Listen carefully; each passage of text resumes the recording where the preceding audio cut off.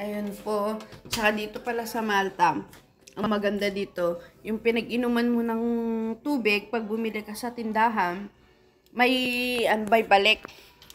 Katulad niyan, tignan nyo tong mga bote namin. Nakaipon to dito kasi every single piraso nito, meron siyang 10 cents na balik. So, pagka bumili ka ng isang tubig, yung 10 cents, ibabalik din sa'yo. Ito nga yun, pero recycle. Recycle kasi ang tawag dito, recyclable. So, pwede mo siyang dalhin sa machine, tapos lalabas yan, parang voucher din siya na pera na pwede mong ipalit, ibili ng tubig, kung ano-ano, mga plastic na ginagamit, yung ganito mga recycle bin.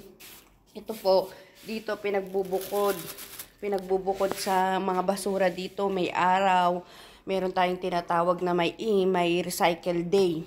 Yun yung itim, puti, tsaka yung mga organic na tinatawag. Tapos ito nga po sa bote, nakaipon na kami ng mga bote. So, kada isang peraso nito 10 cents. So marami-rami na to, pambili ulit ng tubig. Ganito dito. At nagtatry din kaming magtanim. Kahit sa maliit naming mga paso, mga bakuran, nagtatanim kami ng mga ganitong halaman para lang kung sa pagdating ng araw, meron kang tatalbusin sa gilid ng bahay mo. Ganyan. Nakapatubo na kami. Ganyan. Tapos, yan nga, may mga bote ako. Mamaya, huhulog ko na siya doon sa machine para naman bumalik yung voucher. Kung ilang 10 cents to, may pambili na kami. Ganun po dito. So, hindi naman nasasayang lahat. Kaya lang, extra effort nga kung tawagin. Extra effort at mag-adjust ka talaga. So, ngayon po, yan po ngayong umaga ang magagawa ngayon. Magtatalbos. O harvestin na siguro ito malamang. Para namang may pansahog sa munggo.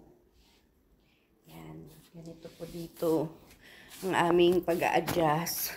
At saka ito pala, mga plastic na ganito. Dito, hindi po libre ang plastic. May bayad po yan. So, kaya mga to, pag binili mo, itatabi mo para magamit mo ulit. Dahil kung hindi, bibili ka na naman, masasayang na naman yung 75 pills mo. So, malaking bagay yun pag naipon-ipon. So, ganyan tayo mag-adjust dito.